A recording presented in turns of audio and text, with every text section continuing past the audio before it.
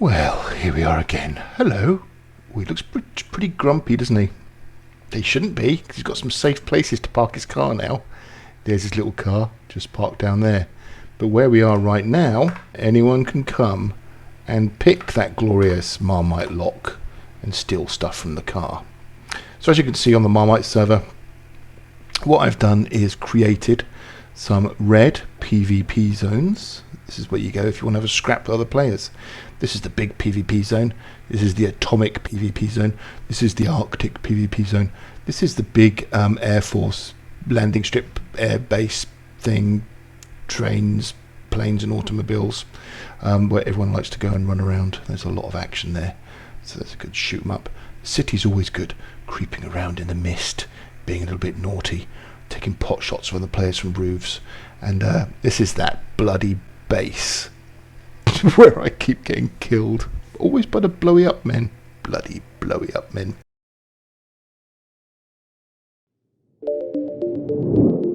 These white dots are base locations.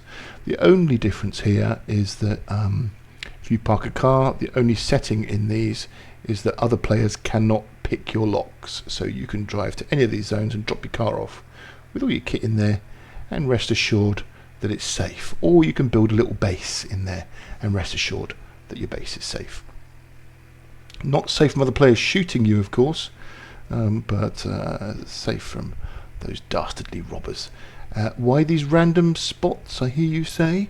It's because the players on the server either told me, "Oi, Marmite," sorry, not told me, told Marmite, "I've got a base in D3 at that little pond. Make it safe for me." Or in C3. Of course, I've done that big one around where the H is where I live. And these other ones are players. And this isn't anyone. I just thought it would be kind of fun if someone wants to live on that island for a little while. Anyway, I'm blathering away like a fool. Not much changes there. How did I do this? Well, it's nice and easy. If you play single player, server settings. However, when you join an internet server, you won't see those server settings there.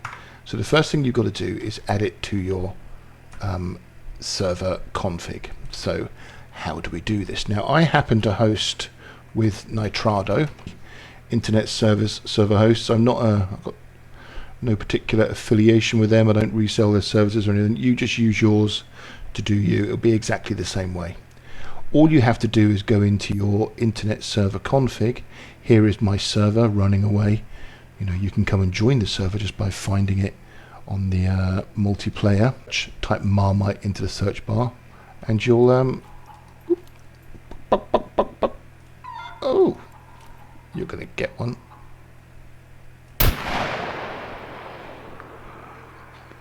Oh, that probably really upset you, didn't it?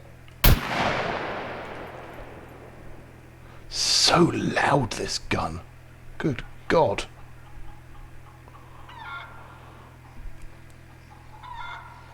Ooh. Oh, look, I'm getting distracted by killing people. Don't kill people. Just... Ooh, ooh, ooh.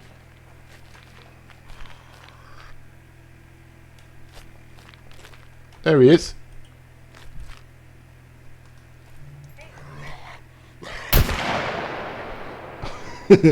Anyway, what was I saying? Oh yes, so all you've got to do to pull up server settings on your config is join the server that you'll want to be an admin. And you want to make sure you add yourself. How do we do that? It's actually pretty easy. Obviously, if you're using Nitrado, your web interface will look like this. If you're using another web host, it will look different. But is stopping a server, starting a server, is starting one. Stupid voice like that.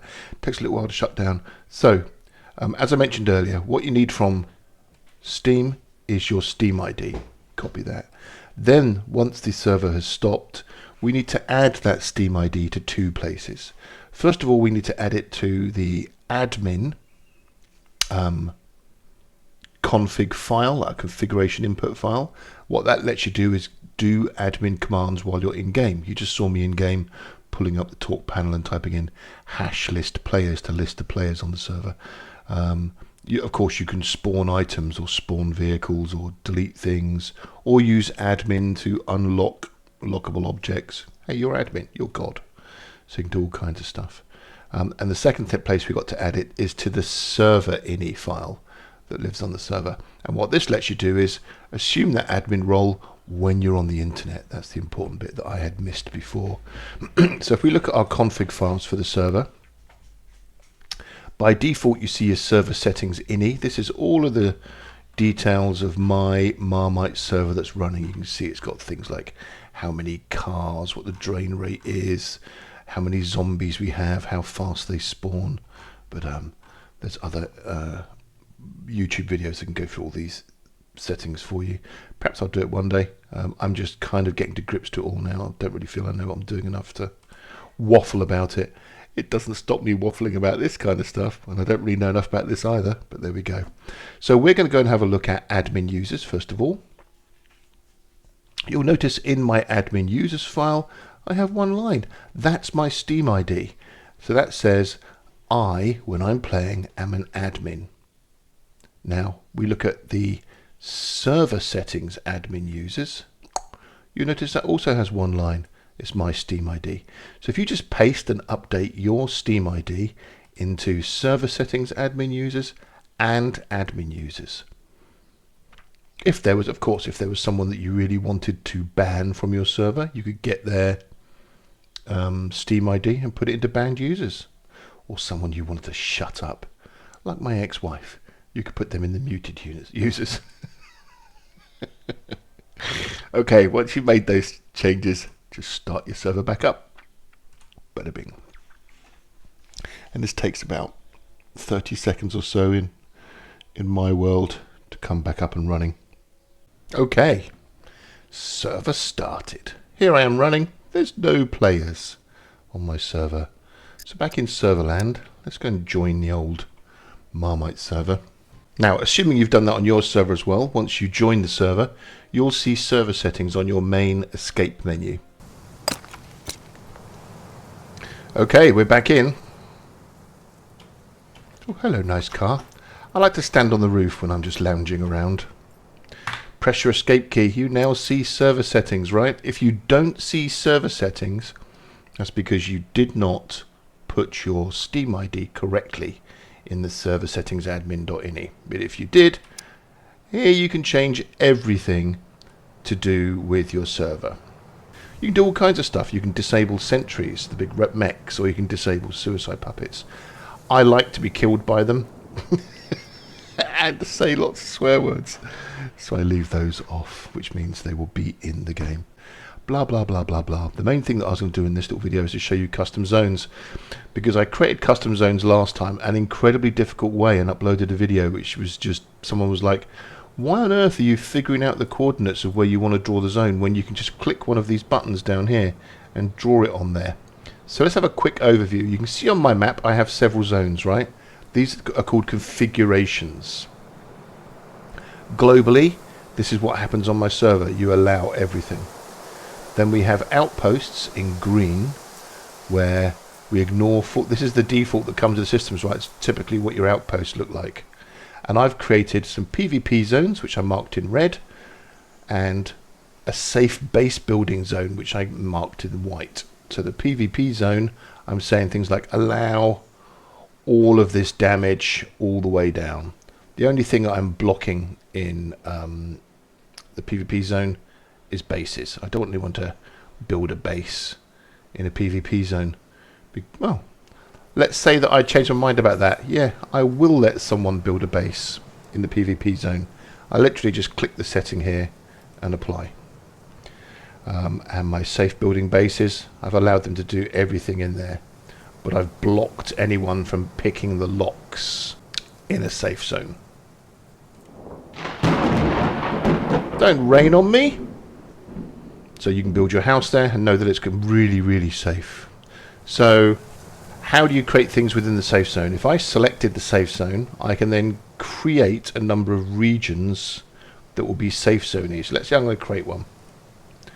On here now, I'm going to create something. I can select what the configuration is for this thing I'm about to create. It's a circle. Doesn't know where it's going to be just yet or how big it's going to be.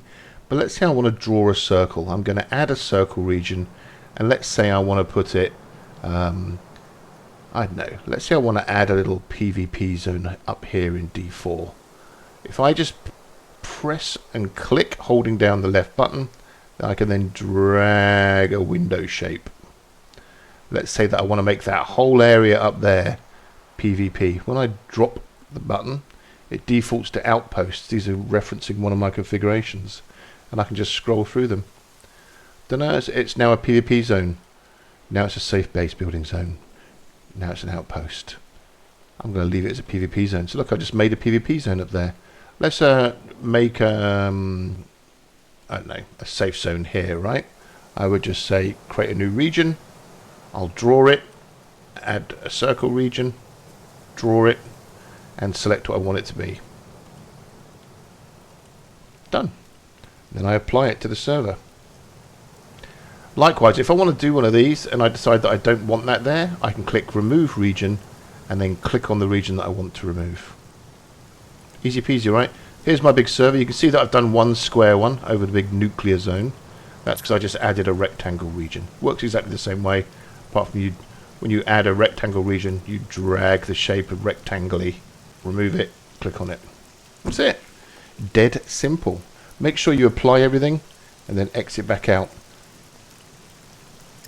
Note that when you are in the game, if you add zones, they take immediate effect to the map in play.